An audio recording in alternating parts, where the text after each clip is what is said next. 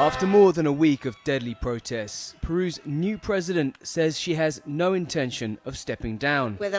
Flanked by her cabinet and army and police chiefs on Saturday, Dina Boluarte said she was just doing her job. Solo estoy cumpliendo con el mandato constitucional. I'm only fulfilling the constitutional mandate. There's a group saying Dina must step down. But what will be solved by my quitting? Is the problem solved? The problem won't be solved. Boluarte was sworn into office on the same day that lawmakers impeached and removed former President Pedro Castillo from office after he attempted to dissolve Congress and rule by decree. Castillo is in 18-month pre-trial detention charged with rebellion and conspiracy. Demonstrators have taken to the streets. Protests have turned deadly in clashes with armed security forces. Supporters of the ex-president are demanding Castillo's release, that Boluarte step down, Congress be dissolved, and new elections be held.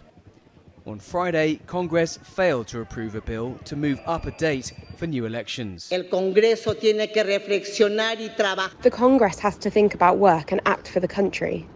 83% of the Peruvian people want to bring elections forward. Then, Congress people, don't look for excuses not to bring the elections forward.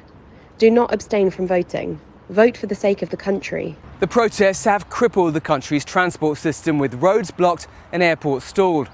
Thousands of tourists have been left stranded, and many are worried if they'll make it home for Christmas. Hundreds of tourists visiting the Inca citadel of Machu Picchu have been stranded for days after the airport was closed and protesters apparently placed rocks on train tracks. Actually, we went to the Machu Picchu on Tuesday, and then we plan to take the train and then go out to the Cusco. But we found out that it's stopped. All the train and flight is suspended since Tuesday.